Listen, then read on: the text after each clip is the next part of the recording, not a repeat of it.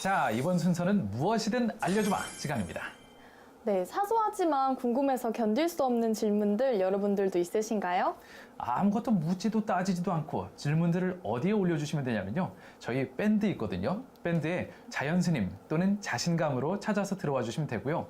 또 TV로 지금 저희 자신감 보고 계시는 분들도 있겠지만 저희 BBS 홈페이지에서 보실 수도 있습니다.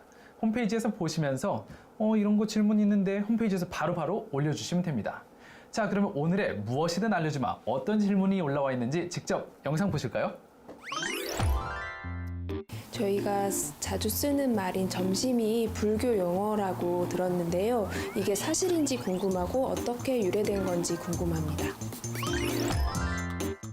네, 스님, 저는 점심이라는 용어가 불교 용어에서 유래된지 전혀 몰랐었는데 이게 어떤 건지 정말 궁금합니다. 궁금하다고 다 물어보지 말고요. 좀 참아보세요. 무엇이든 알려주마이라며요. 알려주마. 이 점심이라고 하는 게 마음에 점을 찍는다라고 하는 거잖아요. 근데 여기에 대한 내용들이 좀 복잡한 게 있어요. 그러니까 동아시아는 아침은 제대로 챙겨 먹고 점심 저녁은 대충 먹어요. 그래서 점심은 아예 먹지 않았으면 1700년대까지도 점심은 일반화된 게 아니에요. 현대 문화랑은 완전 반대였네요. 예. 네. 왜냐하면 저희는 요새 아침을 저녁을 많이 먹어야 먹는 일을 할 수 있기 때문에 아침은 중시하는 거고, 그 다음에 전 세계적으로 마찬가지 한 1800년도 정도 올라와야 세 끼를 먹죠. 인류가 다 두 끼씩 먹었었어요. 세 끼를 먹을 정도의 식량 공급이 원활하지 않았어요. 그래서 조선시대 때 혹시 경복궁이나 창덕궁 이런데 구내식당이 없어요. 구내식당. 그러니까 무슨 얘기냐면 대감들도 점심을 안 먹은 거예요. 하루에 그러니까 두 끼만 집에서 먹고 출근해서 퇴근까지 아무것도 안 먹는 거예요? 하지만 그리고 전기불이 없었으니까 연세가 이제 퇴근이, 좀 연세가 좀 많으신 분들은 연세가 많고 직급이 높은 분들은 도시락 같은 게 들어왔었다는 기록은 있지만 실제로 먹는 건 없어요. 그리고 다 안 먹고, 원래 안 먹는 문화가 되면요 배도 안 고파요. 맞아요. 다 먹을 때 남이 먹고 있는데 자기가 안 먹으니까 뭔가 좀 문제가 있는 것 같죠. 그래서 그런 얘기를 제가 농담 삼아 하거든요. 장금이는 브레이크 타임이 길었다. 이게 그 당시는 그게 고액 연봉이었을 거예요. 왜냐면 낮에는 계속 프리하잖아요. 시급이 엄청 센. 그렇게 되는 거예요. 그래서 일단 점심은 거의 안 먹는 중심으로 한다라는 걸 기억해 두세요. 그리고 그러면 일하는 사람들은 어떻게 합니까? 일하는 사람들은 중간에 배가 고프니까 그렇게 먹는 게 참이에요. 참은 플러스 알파라고 한다고 생각하시면 돼요. 그래서 그런 것들 먹을 때 뭘 먹냐면 이제 무슨 탁주 같은 경우, 막걸리 같은 걸 먹으면서 네. 이제 힘을 내고 약간 이렇게 정신적으로 이렇게 각성이라기보다는 약간 혼미하게 더 열심히 일을 하도록 하는 그런 쪽으로 가는 거죠. 그래서 이 점심 얘기가 불교에는 어떻게 되어 있냐면요. 덕산 성감 스님이라고 하는 스님이 있어요. 당나라 때 스님인데 아주 유명한 스님입니다. 아주 폭력적인 스님이에요. 나중에는 폭력적인 캐릭터가 굉장히 폭력적이에요. 그런데 그 당시 선종이, 선불교가 새로 이제 육조 해능 스님을 중심으로 해서 선불교가 일어나면서 어떤 일이 벌어졌냐면 그분들이 텍스트를 금강경을 썼었어요. 오조 홍인부터 금강경을 텍스트로 쓰기 시작하거든요. 선종은 그전에는 능가경을 썼었어요. 달마대사하고 해가까지는 능가경을 썼었고, 오조 홍인부터는 금강경이 텍스트고, 그 선종을 지금까지 이어서 우리 조계종이 전통으로 내려오기 때문에 조계종의 소위 경전도 금강경인 거예요. 그런데 이 금강경이 선종에서 막바로 처음 쓴 경전은 아니에요. 그러니까 그전에도 계속 있었다는 얘기예요. 그래서 덕산 스님이 금강경에 대해서 굉장히 자신감이 있었대. 그래서 청량소초라고 하는데, 자기가 주석을 많이 달았다는 거예요. 그래서 남방 사람들이 금강경을 가지고 남방의 스님들이 뭐라고 선종 스님들이 얘기하냐면, 마음 한 번만 돌리면 내가 깨달음을 얻을 수 있어. 그러니까 도노설 이런 걸 주장을 하니까 그런 게 어딨냐 라고 하면서 그걸 깨로 자기 주석서들을 다 등에 지고 이제 한판 붙으러 갔다는 거예요. 그때 간 사람이 청원 행사 스님의 밑으로 한참 한 네 대 정도 밑으로 내려가는 용담 숭신 스님이라고 하는 스님을 찾아가요. 찾아가는데 한 판 붙을래니까 미리 좀 먹고 내가 저걸 이제 힘을 내서. 속된 말로 한번 내가 진짜 인생 쓴맛을 보게 해주겠다. 그렇게 해서 갔다는 거예요. 그래서 뭔가 이제 요기를 좀 하고 가야겠다. 이제 멀리 왔으니까 그렇게 해서 그 앞에 이제 절 들어가기 전에 한참 전 얘기예요. 거기서 이제 떡 파는 노파가 있더래요. 그래서 이제 내가 좀 출출하니까 좀 뭐 요기를 좀 했으면 좋겠습니다. 그랬더니 거기 등에 지고 있는 건 뭡니까? 이렇게 물어보더래요. 그러니까 그 금강경 이거 내 책이라고 사인본 하나 드려요? 뭐 이런 식으로 이제 나왔다는 거예요. 그랬더니 금강경 금강경은 한 권짜리예요. 반야경이 600권. 오케이. 네. 헷갈렸습니다. 그래서 그 떡 파는 노인이 뭐라고 얘기하냐면 금강경을 인용하는 거예요.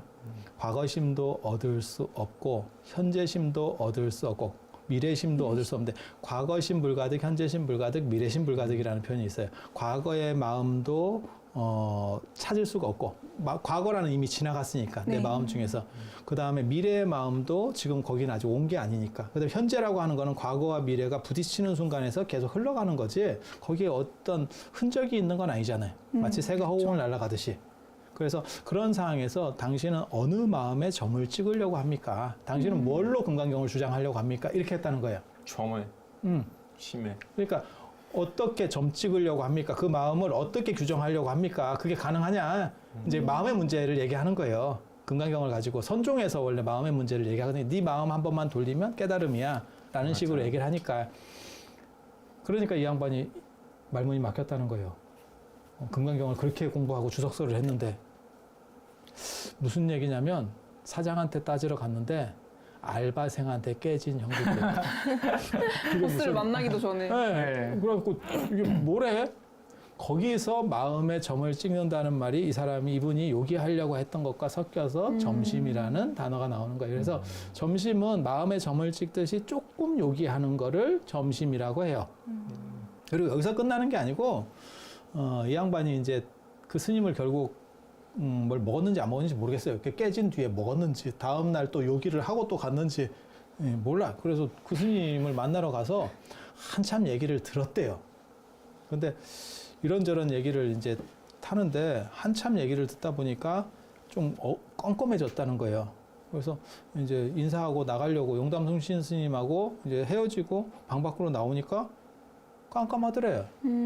안에 있다가 밖에 나오면 원래 눈이라고 하는 게 더 이게 분별을 못 하잖아요. 네. 그래서 등을 하나 있으면 좋겠습니다. 내 방에까지 갈 때 예전에는 사찰이든 어디든 밤에는 등을 다 안 킵니다. 왜냐하면 기름이라고 하는 건 언제 전 시대를 통해서 언제나 비싸요.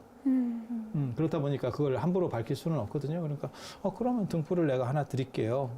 그래서 등불을 받아서 자기가 그걸 이렇게 받으려고 하는 순간에 불을 꺼버렸대. 불어서. 그러니까 갑자기 또 어두워진 거잖아요. 그래서 그 순간에 깨달음을 얻었다는 거예요. 그러니까 마음을 돌린다고 하는 것은 실제로 바뀌는 건 하나도 없고 빛이 있느냐 없느냐인 것처럼. 그래서 이게 덕산 스님께서 이런 식으로 깨달음을 얻고 이제 선종에서 아주 유명한 캐릭터가 돼요. 그래서 임재할 덕산의 방망이라고 무슨 사람이 사리분별하는 이런 식의 얘기들을 하면 임재 스님은 큰 소리를 질러서 주의를 환기시켜요. 그런 식으로 하는 거 아니야? 가족끼리 그러는 거 아니야? 뭐 이런 거를 아주 큰 소리로 해서 사리 판단을 끊어주는 거고 덕산 스님 같은 경우는 때립니다. 그게 주장자라는 거예요. 네, 폭력적으로. 그래서 아까 폭력적인. 네. 말을 해도 30방이고 안 해도 30방이고 어쨌든 기승전. 기승전 30방. 계속 이렇게 이게 참 깝깝하죠. 그게 이 덕산 스님의 어떤 캐릭터예요. 그래서 깨달음이라고 하는 것은 사고의 영역을 넘어서 있다. 라고 하는 그런 이야기들을 할 때 실제로 많이 쓰이는 게 큰 소리 치는 거하고 그걸 할이라고 합니다. 갈 이렇게 얘기하는데 실제로 우리식으로 말하면 뭐 뭐 이런 식 표현? 추임새. 아니 그게 아니고 소리를 크게 지르는 거예요. 그래서 그런 식으로 해서 판단을 끊는 거하고 하나는 때리면 사람이 뭐 즉각적으로 반응하잖아요. 그 본질의 모습은 뭐냐? 라고 하는 거를 이야기해 주는 거예요. 네. 그러니까 네가 생각하기 전에 네 본질이라면 너에게 덧붙여진 것은 아닐 거야. 라고 얘기를 하는 거예요.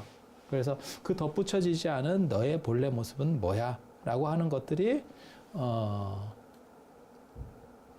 원래 이제- 점심으로부터 시작했었는데 지금은 거기까지 가는 거예요. 그러니까요. 그래서 덕산 스님이 그 본래적인 부분이라고 하는 건 무엇이라고 하는 것까지 해서 30방 때리고 그 다음에 큰 소리를 내고 이런 것들이 전부 다 어떻게 보면 생각을 끊는 거고 그러한 일화 속에서 등장하는 게 점심 코드예요. 그러니까 이게 그러니까 인도에서 유래한 용어는 아니에요. 하지만 중국에서 선종의 일화들 속에서 만들어지는 게 용어가 된 거고 그래서 점심은 먹지 않는 문화 속에서 조금 배고프면 요기를 해라 라고 해서 요기, 마음에다가 어떻게 점을 찍냐. 근데 되게 운치 있지 않아요? 마음에 점을 마음에 찍는다는 점을 표현이 점을 찍는다. 네, 좀 시적인 표현 같죠? 네. 네. 근데 되게 더 흥미로운 거는 인도에서는 부처님은 점심만 드세요. 오후 왜요? 불식 뭐 네. 이렇게 있었죠? 아니 왜 인도는 오전에 오전에는 죽 같은 걸 조금 먹고 요기를 하고 그냥 끝나고 인도는 아침부터 일해야 될 필요가 없어요. 왜냐하면 기후적으로 아열대에다가 이무작 산모작이 가능하기 때문에 풍요롭기 때문에 일과 자체가 늦어요. 그래서 점심 한 끼를 먹고 저녁은 안 먹어요. 그래서 말은 오후 불식이라고 하는데 실제로는 여기는 이종식을 오전에 죽을 한 그릇 드시고 오후에는 오후가 아니고 12시 전에 점심을 한 번 먹고 이제 끝나는 거예요. 우리는 어떻게 포인트가 맞춰져 있냐면 노동을 해야 되기 때문에 오전에 밥을 먹고 자기 전에 약간 이렇게 문제가 되니까 저녁에 조금 이제 먹어서 이제 빨리 자고 이런 문화로 나오는 거. 그러니까 두 끼 먹는 거는 다 똑같은 문화인 거예요. 우리는 1-3을 하는 거고 인도는 1-2를 하는 거예요.